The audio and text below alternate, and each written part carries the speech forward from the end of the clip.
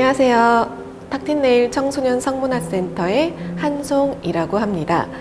오늘은 자녀를 위한 아빠의 올바른 성 가치관을 주제로 이야기를 나눠보도록 하겠습니다. 혹시 성하면 어떤 게 떠오르시나요? 제가 지금 학생들을 많이 만나고 있는데 초등학교만 수업을 가도 많은 대답이 나옵니다. 이름에 붙는 성씨도 있고요. 아니면 공주님이 사는 성, 화성, 목성, 별의별 성이 다 나오는데 그 중에는 당연히 섹스라는 성도 있습니다. 물론 학생들은 저를 약간 놀리고 싶어서 하는 말이기는 합니다. 그런데 당연히 성에는 섹스도 포함이 됩니다. 그런데 이 섹스에는 성적인 행동을 뜻하는 말도 있지만 성별이라는 뜻도 있죠. 그런데 여기에서 궁금한 건 성별이 과연 남자, 여자 분명하게 딱 나눌 수 있느냐 하는 거예요. 예를 들면 성인 남성들이 전부 다 키 180에 식스팩이 있어야 된다 라던가, 혹은 성인 여성들은 전부 다 키 165에 45kg이어야 된다 하는 것들, 우리가 그게 여성스럽다 남성스럽다 라고 생각을 하지만 사실 현실적으로 주변에서 그런 분들 거의 볼 수가 없잖아요. 그런데 우리는 이렇게 주변에 거의 보기도 힘든 그러한 존재를 마치 객관적인 기준인 것처럼 생각을 하고 그런 모습으로 살아가야 되는 것처럼 착각들을 하고 또 자기 자신을 압박하기도 하죠. 그런데 사람은 전부 다 다르죠. 남자, 여자의 기준도 객관적인 기준이라는 건 사실 가질 수가 없습니다. 키가 큰 남성도 있고 상대적으로 작은 남성도 있고, 키가 큰 여성, 작은 여성, 덩치가 큰 사람, 작은 사람, 사람들은 전부 다 다양하죠. 그래서 성에서 가장 기본적으로 생각하는 것은 이 다양성입니다. 사람마다 모두 다르고 그것은 틀린 게 아니다 라는 거죠. 이렇게 우리 몸을 가지고 이야기하는 성도 사람마다 다르기 때문에 사회 문화적으로 만들어지는 성 역시 다를 수밖에 없습니다. 어느 지역에 사느냐, 어느 시대이냐에 따라서 성의 모습도 당연히 달라져요. 근데 그걸 틀렸다고 비난하는 게 아니라 저 사람은 저렇게 생겼구나, 저 사람은 저런 걸 좋아하는구나, 저 사람은 저런 생각을 하는구나 하면서 이해를 하는 것이 필요합니다. 물론 세상 모든 사람들이 다 제 마음에 들 수는 없어요. 대신 내게 마음에 들지 않고 불편한 사람이라면은 이만큼 거리를 두고 지내시면 됩니다. 그리고 나하고 마음이 잘 맞고 친하게 지내고 싶은 사람이라면 이렇게 가깝게 거리를 두고 지내시면 되는 거죠. 그래서 자녀들을 이제 양육하실 때도 마찬가지로 흔히 많은 어른들이 친구들하고 다 사이좋게 지내라는 말씀 많이 하시는데 나하고 잘 맞지 않는 친구는 이만큼 거리를 두고 그만큼의 예의를 지키면서 지낼 수가 있고요.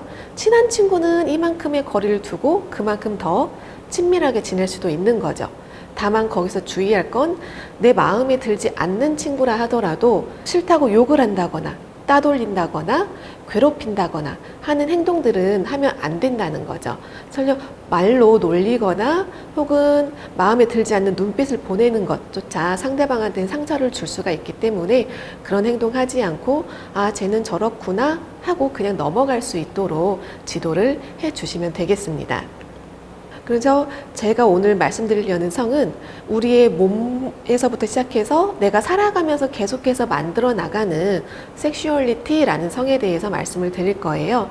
이 섹슈얼리티라는 성은 우리 인간 생애 전체, 그러니까 우리의 인생을 바라보는 거라고 생각을 하시면 됩니다. 그래서 내가 나를 어떻게 생각하는지, 그리고 나는 어디에 성적으로 끌림을 느끼는지, 어떤 종류의 스킨십을 좋아하는지, 그리고 이런 것들을 전부 다 포함하는 성이라고 생각을 하시면 돼요. 그렇기 때문에 사람마다 당연히 다르죠. 어떤 사람은 손잡는 걸 좋아하는 사람도 있지만 손잡는 걸 굉장히 싫어하는 사람도 있어요. 혹은 유치원, 초등학교 그렇게 어린 나이에서 서로 이성끼리 교제하는 아이들도 있지만 나중에 성인이 되어서야 이성과 교제를 하거나 아니면 연애 같은 문제에 전혀 관심이 없는 사람들도 있죠. 이게 이상한 게 아니라 나하고 다른 사람이다 하고 이해하시는 것들이 필요합니다. 그래서 저희가 성에 대한 교육을 할 때, 자녀분들과 성에 대한 이야기를 할 때 이렇게 나하고 다른 사람들이 얼마든지 있을 수 있다 하는 걸 기본으로 생각을 하시고요. 그리고 때에 따라서는 연령에 따라서 성별에 따라서 접근을 할 필요도 있고, 그래서 자녀들이 뭔가 성에 대해서 물어본다면 왜 이 어린아이가 이런 걸 궁금해하지? 이상한 게 아니라요. 그 아이는 성이 궁금한 아이예요. 성에 대한 호기심이 있는 거고요. 어떤 아이는 로봇에 관심이 있을 수가 있고, 어떤 아이는 맛있는 음식에 관심이 있을 수가 있습니다. 단지 이 아이는 성에 호기심이 생긴 것 뿐이에요. 그래서 자연스럽게 대답을 해주시면 됩니다.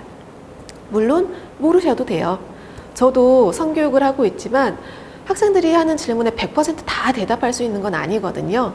근데 그럴 때 어른들이 취해야 할 태도는 쓸데없는 거 물어보지 마 하면서 윽박 지르는 게 아니라 아빠도 이거는 잘 모르겠는데 우리 같이 책을 한번 찾아볼까? 아빠랑 같이 인터넷에서 한번 찾아볼까? 하면서 정보를 같이 찾아보세요. 그러면서 이런 게 있었구나. 네 덕분에 아빠도 알았다. 고마워. 앞으로도 궁금한 거 있으면 아빠한테 이야기해 하고 자연스럽게 이야기를 해주세요. 그러면 아이들이 성에 대한 거 물어봐도 되는 거구나 하고 가장 안전한 관계인 부모님한테 물어보게 된다는 거죠. 그런데 어릴 때부터 성을 뭔가 쉬쉬하고 입 밖에 꺼내지 못하게 하고 이러면 호기심은 사라지지가 않거든요. 그러면은 아이들은 점점점 인터넷을 통해서 좀 위험한 경로로 성을 접하게 될 수가 있습니다. 그래서 우리 아이들 인생 전반을 잘 온전하게 잘 자라도록 하기 위해서 아버님들께서도 성에 대해서 편안하게 대답할 수 있도록 그런 태도를 기르도록 노력을 해주시면 됩니다. 그리고 이 성이라는 건 모든 인간이 당연히 성적인 존재예요. 성이 없이는 존재할 수가 없고요. 그리고 인권 안에 성에 대한 권리도 당연히 포함이 됩니다. 그래서 모든 사람들, 사람이기 때문에 어린아이들부터 노인까지, 장애인부터 비장애인까지, 외국인까지 전부 다 당연히 포함이 되는 거죠. 그래서 모든 사람들의 권리를 보장해주고 존중해주는 것, 이것이 또 성에서 가장 기본입니다. 그래서 내가 친구들이랑 놀 때 친구랑 껴안고 놀고 싶고 장난감 던지고 놀고 싶어도 친구가 싫다고 하면은 멈출 수 있는 것, 그 친구의 성적인 권리를 보장해주는 것, 존중해주는 것, 이게 기본이라는 거죠. 그런데 문제는 우리가 이 성이라는 것을 바라볼 때 성별에 따라서 다르게 대해야 된다고 많이 착각들을 해요. 즉 생물학적인 성, 그것이 사회문화적으로 만들어지는 성에 어떠한 영향을 미치느냐, 그게 문제라는 거죠. 예를 들면 저도 이제 지금은 코로나 때문에 많이 돌아다니지 못하지만 어린아이들 소풍 다니고 할 때 보면은 길거리에서 유치원 아이들 단체 사진 찍을 때 여자아이들은 맨 앞에 앉아 있고 남자아이들은 뒤에 다 서 있어요. 근데 어린아이들 단체 사진 찍으려면 사실 시간이 굉장히 많이 걸리잖아요. 어쩔 때는 10분 이상 소요될 때도 있더라고요. 그럼 남학생들은 뒤에서 막 다리 이렇게 두들기면서 막 입술 삐쭉삐쭉 내밀면서 굉장히 힘들어 합니다. 자, 그런데 우리는 지금까지 여자아이는 약하니까 앞에 앉아 있어야 돼. 혹은 키가 작으니까 앞에 있어야 돼. 남자아이들은 힘이 세니까 뒤에 서 있어야 돼. 혹은 키가 크니까 너희들이 뒤에 있어야 돼 라고 너무나 당연하게 생각을 했었다는 거죠. 그래서 저희가 성인지 감수성을 가지고 일상을 바라볼 필요가 있습니다. 성인지 감수성은 지금까지 차별적으로 남자는 이래야 돼, 여자는 저래야 돼 라고 생각했던 것들을 다시 한번 이거 잘못됐는데 하고 알아차리는 거예요. 자, 유치원 어린아이들이 아직 사춘기도 오려면 한참 남았는데 남자와 여자라는 생물학적인 차이 때문에 힘이 다르고 근육이 다르고 키가 다른 게 아니거든요. 그냥 개개인의 차이죠. 남자아이도 여자아이보다 키가 작을 수 있고 힘이 약할 수도 있습니다. 그런데 지금까지는 항상 무조건 남자아이들은 뒤에 서 있어 이렇게 했었다는 거죠. 그래서 이게 과연 자연스러운 건가 생각해 봐야 하는 거예요. 그래서 당연하다고 생각했던 것들에 대해서 다시 한번 의심을 해보는 겁니다. 이게 맞는 걸까? 다르게 할 수는 없을까? 하고요. 그래서 성별 고정관념을 깨트리는 장치가 바로 성인지 감수성입니다. 그러면 저희가 남자답게 여자답게 라는 틀에 갇혀있지 않아도 돼요. 그래서 이제 부모님들 만나서 저도 이야기하고 교육을 하다 보면 남자아이가 저렇게 소심해서 어떻게 할지 모르겠어요. 무슨 여자아이가 맨날 로봇만 가지고 놀아요 하면서 걱정을 하시는데 그게 왜 걱정거리가 되느냐라는 거죠. 이 아이는 그냥 조용한 거 좋아하는 남자아이, 인형을 좋아하는 남자아이, 핑크색을 좋아하는 남자아이, 여자아이인 거죠. 그리고 그 여자아이는 소위 말해서 왈가닥인 여자아이, 성격도 굉장히 씩씩하고 축구 좋아하고 공놀이 좋아하고 집안에서도 막 뛰어다니는 거 좋아하고, 그냥 개개인의 차이일 뿐이라는 거예요. 그래서 남자애가 여자애가 이런 말 대신 그냥 그 아이라고 성별을 지칭하는 걸 한번 빼보세요. 그러면은 아까 뭐 인형을 좋아하는 아이, 뭐 남자아이 했을 때는 뭔가 좀 이상한가 싶을 수가 있지만, 인형을 좋아하는 아이, 축구 좋아하는 아이, 성별을 빼버리면 훨씬 더 대하기가 편안해지죠. 그래서 아이들 개개인의 특성을 존중해 주시는 게 필요합니다. 저는 어린아이들 만날 때 딱 한 번 만나잖아요. 유치원 학생들 같은 경우에 40분 정도 만납니다. 그래서 제가 정말 교육을 아무리 열심히 정말 좋은 교육을 하고 온다고 하더라도 금방 잊혀져요. 한 번밖에 안 들었기 때문에. 그래서 일상에서 부모님들께서 계속 옆에서 관련된 이야기를 해주셔야 합니다. 여자이니까 이거 하면 안 돼? 남자아이가 왜 이래? 이런 말씀 대신에 그래, 너 이거 하고 싶구나. 너는 이걸 잘하는구나 하면서 그 아이의 장점을 키워주시는 게 훨씬 도움이 될 거라고 생각을 합니다. 그리고 이렇게 남성성, 여성성에 대해서 강요하지 않아야 우리 아이들의 자존감도 높아지고요. 나중에는 이게 성폭력 예방하고도 연결이 됩니다. 좀 의아하시죠? 대체 이게 무슨 상관이야? 뭐 짧은 옷 입지 마 이런 게 아니고, 이 성별에 대한 게 어떻게 영향을 미치냐 하면은, 우리나라의 성에 대한 통념들이 남자는 강해야 되고 여자는 몸을 좀 자신을 잘 지키고 소위 조신해야 되고, 이러한 고정관념들이 있었죠. 그래서 혹시나 성폭력 피해가 발생하게 되면 남자아이들은 내가 얼마나 못났으면, 얼마나 남자답지 못하게 보였으면 나한테 이런 일이 생겼을까 하면서 자기 탓을 합니다. 그래서 어른들한테 말해봤자 아유 남자애가 뭐 그러고 다니니 하고 핀잔 들을까봐 도와달란 말을 빨리 하지 못해요. 여자아이들도 내가 평소에 얌전히 앉아 있었어야 되는데, 엄마 아빠 말 듣고 얌전하게 생활했어야 되는데, 여기에 대한 압박 때문에 피해를 입었을 때도 빨리 도와달라는 이야기를 하기가 어렵습니다. 그러면은 피해가 점점 길어지고 장기화되고 나중에 치유하기가 오히려 더 힘들어지는 거죠. 물론 성폭력 자체를 예방할 수는 없어요. 예방하는 방법은 딱 가해자가 가해 행동 안 하는 것밖에 없거든요. 그런데 혹시라도 내 자녀한테 그런 일이 생겼을 때 최대한 빨리 발견하고 치료할 수 있도록 빨리 지원하는 게 최선입니다. 그래서 그러한 기회를 늘리기 위해서는 어릴 때부터 부모님하고 편안하게 대화할 수 있어야 되고, 내가 남자라는 이유로 혹은 여자라는 이유로 어떤 압박을 받지 않으면서 편안하게 성장할 수 있어야 합니다.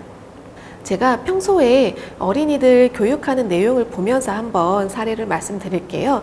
보통 영유아 자녀들 대상으로는 우리 몸에 대한 이야기를 많이 합니다. 그래서 저희가 지금 보여드리는 이러한 그림책을 많이 활용을 하고 있어요. 겉모습 보면 남잔지 여잔지 알 수가 없죠. 그래서 이게 기본이에요. 남잔지 여잔지 겉모습으로는 알 수가 없다. 외모를 가지고 사람을 평가하지 않는다. 그러면 남자와 여자가 다른 것은 딱 하나, 성기거든요. 물론 이제 어린이들 대상으로 교육할 때 어린이들이 이 단어를 많이 불편해할 것 같다 하면은 생식기라고 표현을 합니다. 근데 어떤 아이가 손을 들고 성기요 라고 하면은 맞아요, 성기예요, 그리고 생식기라고도 합니다 하면서 자연스럽게 용어에 대해서도 설명을 합니다. 그래서 우리가 남자와 여자의 차이를 알려면은 몸을 봐야 하는데, 이때 항상 주의를 주고 시작을 합니다. 혹시 자녀분들과 집에서, 가정에서 이런 몸에 대한 교육을 하실 때도 이거는 꼬박꼬박 항상 주의를 주시면 좋을 것 같아요.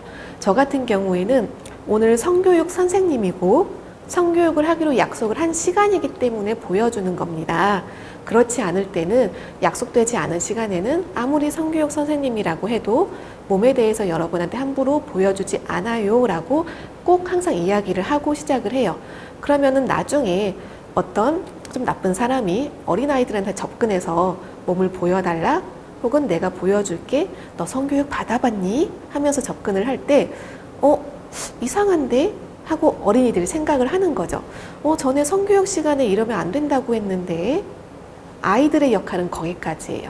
그래서 뭐 유치원 선생님이나 아니면 가정에 계신 부모님한테 돌아가서 나 아까 길에서 어떤 사람 만났는데 나한테 막 성교육 해준다고 했어. 근데 이상해서 그냥 내가 집에 빨리 온다고 했어. 이런 식으로 쫑알쫑알쫑알 이야기를 해주면 어른들이 거기에서 발견해내는 거예요. 그래서 아이들의 역할은 하루 종일 있었던 일에 대해서 가족들한테, 특히 아버님들한테 편안하게 수다 떨듯이 이야기하는 것, 그게 기본입니다. 그래서 저희가 몸에 대한 이야기를 할 때 그렇게 주의사항을 주고 나서 시작을 하면 지금 이제 신체 기관들이 보이시죠? 여기에서 중요한 건 신체 기관의 명칭을 외우라는 게 아니에요. 단지 남자와 여자가 어디가 다르냐, 그것만 알려주는 겁니다. 뭐 자궁과 음순, 여기 지금 그림에서 보실 때는 여성에겐 질이 있고요. 뭐 남자아이들한테는 음경과 고환이 또 있죠. 단지 모양이 다른 것 뿐입니다. 생식기의 모양이 다른 것 뿐이고요. 기능은 같습니다. 그래서 남자와 여자의 생식기 모양이 다르기 때문에 뭐 소변 보는 모습이 달라지고 성장할 때 나중에 점점 어른처럼 모습이 변해갈 때 그런 변화의 모습이 조금 달라지는 것 뿐이지 남자가 더 잘났고 여자는 못났고 이런 뜻은 아니라는 거죠. 그래서 이렇게 남자와 여자는 다른 점이 있고 이거는 틀린 게 아니고 서로 차이점을 존중해줘야 한다. 이런 이야기들을 많이 하고 있습니다. 그리고 한 10년 전 정도에는 어린이들 대상 성교육을 할 때, 성폭력 예방 교육을 할 때 삼각존이라고 해서 이렇게 수영복 입는 자리 있잖아요. 그 부위를 아주 소중한 곳이니까 남들이 만지면 안 돼 라고 교육을 했었어요. 그래서 누가 너의 그 소중한 곳을 만지면 꼭 싫다고 소리를 질러 라고 교육을 했습니다. 자, 그럼 이 어깨는 삼각존이 아니잖아요. 그럼 어깨는 쓱 만져도 된다는 건가? 아이들은 헷갈립니다. 그럼 손은 만져도 되는 건가? 누군가 와서 나의 손을 만지작 할 때 어린이들은 헷갈릴 수밖에 없어요. 자, 근데 우리 몸은 머리끝부터 발끝까지 전부 다 소중하죠. 그렇기 때문에 남도 나를 함부로 대하지 않고 나도 역시 남을 함부로 대하지 않는 겁니다. 그래서 나는 어른들이 머리 만져주는 거 좋지만 내 친구는 싫어한다. 그러면은 그 친구는 머리를 만지지 않도록 그렇게 각각의 경계를 존중해 주시는 거예요. 특히 명절 때 이제 아이들이 조금 더 자라서 사춘기가 오고 이러면 뭐 예를 들어서 설날 때는 엉덩이 두들겨줬을 때 기분 좋아했던 아이가 추석 때는 엄청 싫어할 수도 있어요. 속상해가지고 아빠한테 와서 아빠 막 고모가 아니면 삼촌이 막 자꾸 내 엉덩이 만져 짜증나 이럴 수도 있거든요. 근데 많은 부모님들이 그때 실수하시는 게 너 이뻐서 그러는 거야. 괜찮아. 참아. 이러세요. 그럼 아이들은 말해봤자 소용없구나 하고 체념해 버립니다.